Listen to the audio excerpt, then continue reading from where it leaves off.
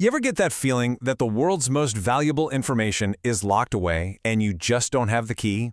Well, today we're going to forge that key. We're going to learn the secret language that makes data talk, the fundamentals of SQL. So, I want you to think of yourself as a data detective for a bit.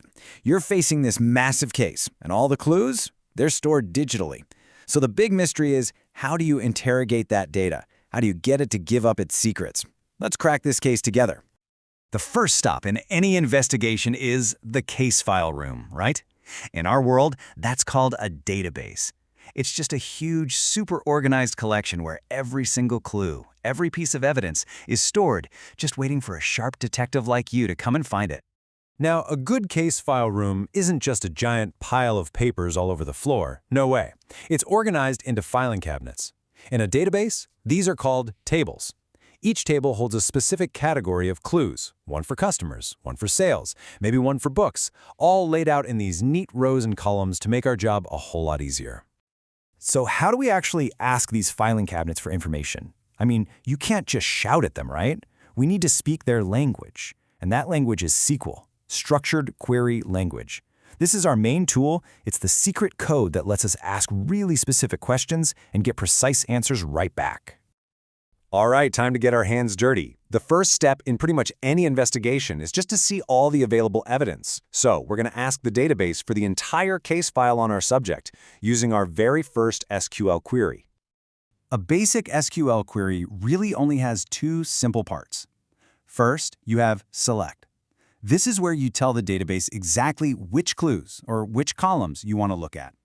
And second, you have FROM. This is you pointing to the specific filing cabinet or table where those clues live. So select what you want from where it is. It's really that simple. Okay, so this is the filing cabinet we're investigating.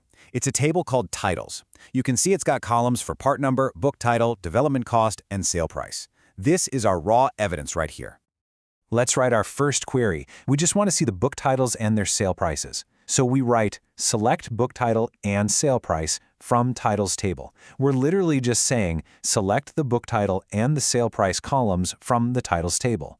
See how direct that is? It's almost like plain English.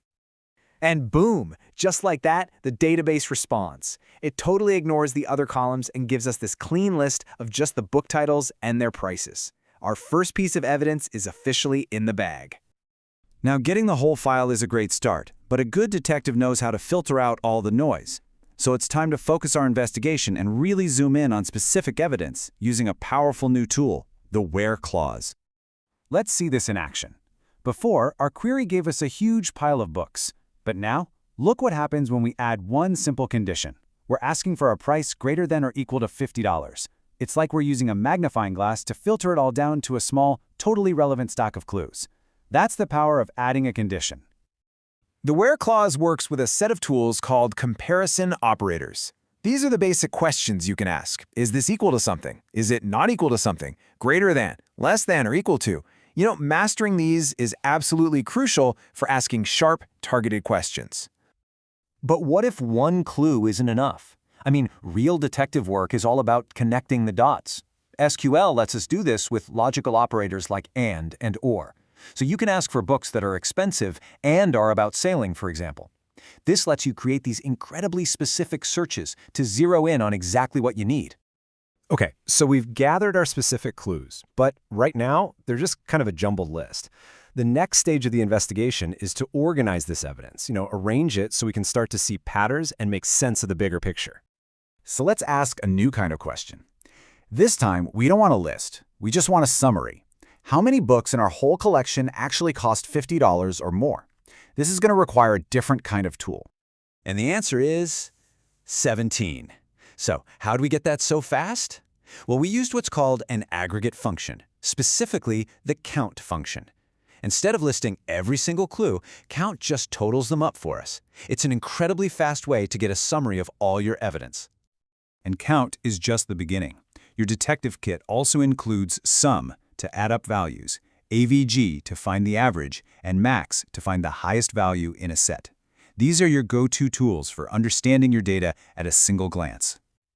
Sometimes, though, the order of the evidence is the most important clue of all.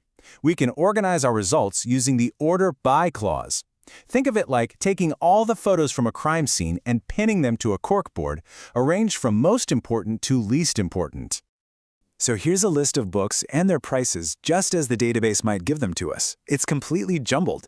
It's really hard to tell at a glance which is the most expensive or the least. It's just a raw data dump. But now, look at this. By adding order by slul price DSC, we've told the database to sort our list by price in descending order. And suddenly, the most expensive book is right there at the top. The pattern is immediately clear. That's the power of good organization. Okay, you've learned how to select your evidence, how to filter it, and how to organize it. Now it's time to put all those skills together and solve our first real case from start to finish. Here's the challenge from the chief. We need a list of book titles and their prices, but only for books published in the year 2013. And that final list needs to be sorted with the most expensive book right at the top. This is going to require all the tools we've learned so far. And here it is, the solution. One single elegant line of code solves the entire case. We select and from to get the right clues from the right file. Our where clause uses a special function to pull just the year from the publication date and check if it's 2013. And finally, order by arranges the report perfectly. Case closed. So, we started with a locked room full of secrets. But now, you have the key. You've learned the fundamentals of the language that makes data talk. The only question left is, what secrets are you going to uncover next?